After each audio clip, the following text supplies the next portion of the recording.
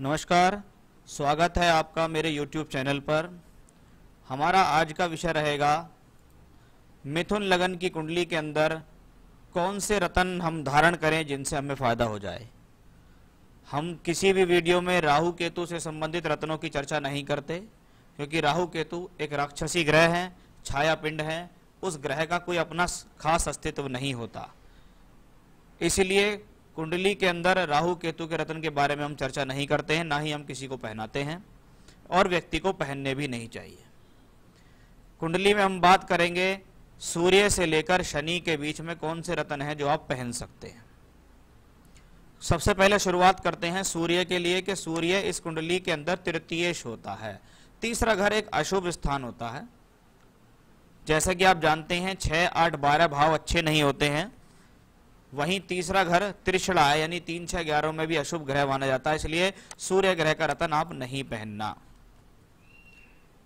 चंद्रमा का रत्न पहन सकते हैं या नहीं। चंद्रमा इस कुंडली के अंदर द्वितीयेश है, मार्केश का भाव भी लिए हुए होता है। लेकिन अगर कुंडली के अंदर व्यक्ति बहुत ज्यादा मानसिक तनाव से पीड़ित हो, अमावस्या का उसका जन्म हो, अशुभ ग्रह से वो पीड़ित हो, तो आप ऐसी स्थिति में अपने आप को तनाव से बाहर लाने के लिए, मेंटली डिस्टर्बेंस से बाहर लाने के लिए मोती रत्न का सहारा यहां ले सकते हैं। अदरवाइज अगर नॉर्मल स्थिति में बैठा है तो आप मोती नहीं पहन सकते।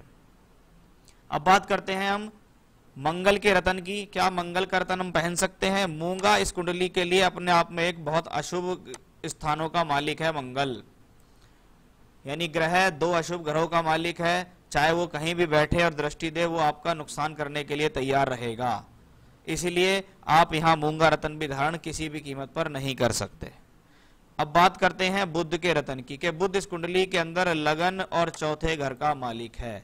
लग्नेश सदैव शुभ होता है। महर्षि पराशर जी कहते हैं लगन जहां बैठे वो स्थान पवित्र हो जाता है। यानी लगन का मालिक बुध जिन स्थानों पर भी बैठ जाता है वो स्थान पवित्र हो जाते हैं। जैमिनी ऋषि ने भी लगनेश का जहां पर भी होता है उसको पाक लगन कहा है। तो लगनेश है और चतुर्थेश आप इसका रत्न धारण कर सकते हैं। लेकिन किन परिस्थितियों में धारण कर सकते हैं? अगर बुध कुंडली में यहां बैठा है तो धारण कर सकते हैं, तीसरे घर में भी धारण कर सकते हैं, दूसरे घर में धारण कर सकते हैं, चौथे घर में धारण कर सकते हैं, पंचम, सप्तम, नवम, दशम और एकादश, इन भावों में अगर बुध विराजमान है तो आप उसका रत्न धारण कर सकते हैं। आपके लिए बहुत फायदेमंद रहेगा। यानी बुध का रत्न, पन्ना रत्न धारण कर सकते हैं। अब बात करेंगे बृहस्पति इस कुंडली के लिए मार्केश और बादकेश है और दशमेश प्रोफेशन का भी कारक है। यानी आप ऐसे ग्रह का रत्न धारण नहीं कर सकते।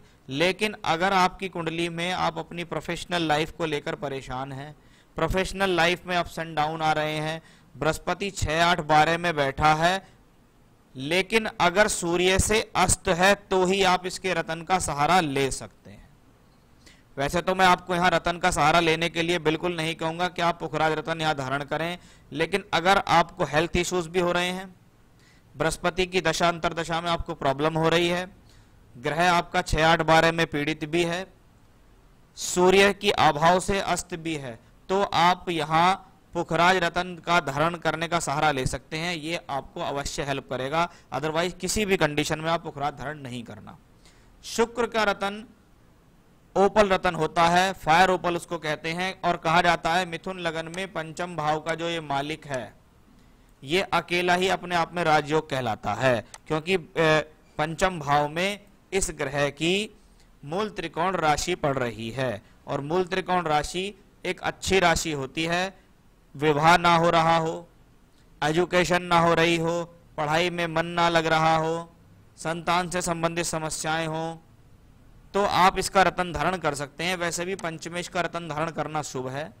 शुक्र अगर कुंडली में पहले घर, चौथे घर, 5वें, 7वें, 9वें, 10वें और एकादश भाव में बैठा हुआ हो तो आप इसका रत्न धारण कर सकते हैं। अगर ये शुक्र सूर्य से अस्त हो गया है तो आप बिल्कुल इसका रत्न धारण करिए, ये आपको फायदा देगा, क्योंकि पंचम भाव लक्ष्मी स्थान भी कहलाता है। शनि के लिए काफी जद्दोजहद है लोगों के मन में कि शनि का रत्न धारण करें या ना करें। शनि कुंडली में अष्टम का और नवम भाव का मालिक है। अष्टम स्थान अड़चन परेशानी के लिए है, लेकिन नवम भाव भाग्य स्थान का मालिक है। भाग्य स्थान में पड़ रही है इनकी मूल त्रिकोण राशि शनि की राशि। तो किन स्थितियों में आप शनि का रत्न धारण कर सकते हैं? सबसे पहले अगर आपका ग्रह सूर्य से अस्त है तो आप अपने भाग्येश को जगाने के लिए शनि का रत्न धारण कर सकते हैं। उसमें भी अगर आपका शनि कुंडली में लगन में विराजमान है, चौथे घर में विराजमान हो, पंचम भाव में विराजमान हो, सप्तम में विराजमान हो, दशम में, एकादश में विराजमान हो, तो आप इसका रत्न धारण कर सकते हैं। यहां पर यह ग्रह नीच का हो जाता है तो इसका रत्न धारण आप नहीं कर सकते हैं।